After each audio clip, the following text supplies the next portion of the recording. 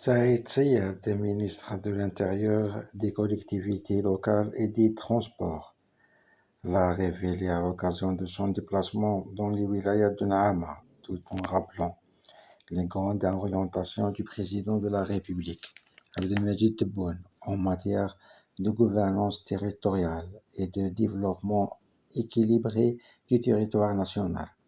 Saïd a souligné que le chef de l'État a adopté depuis son élection en 2019 une vision prospective visant à renforcer la gestion des collectivités locales en réponse aux réalités démographiques et géographiques du pays.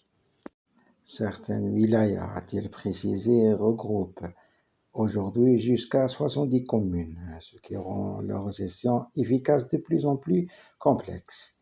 Partant de ce contexte, a-t-il ajouté, le président de la République a décidé de lancer un processus de découpage administratif progressif pour atteindre à l'avenir près de 100 wilayas, voire plus. Le ministre a souligné que le dernier découpage administratif approuvé par le Conseil des ministres en juillet dernier comprenait la promotion de cette commune au statut de wilaya délégué. Jusqu'ici, donc, la centralisation a énormément freiné les différents projets de développement, notamment les opérations de fonds spéciaux au profit du Grand Sud et des hauts plateaux. Et conséquemment, la consommation des budgets alloués reste des plus faibles. Les taux de consommation des PSD et PCD ne dépassent pas, selon certains chiffres publiés dans la presse nationale, les 30% dans plusieurs communes. Ils n'atteignent pas 50% dans certaines wilayas.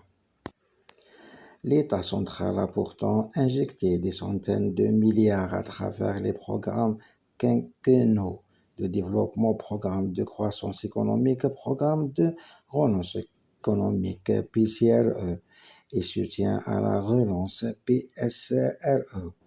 À tout cela, il faut ajouter l'absence de suivi des projets, leur faible maturation technique, ce qui a eu pour effet d'impacter négativement l'enveloppe allouée avec comme conséquence directe des réévaluations plus que préjudiciables.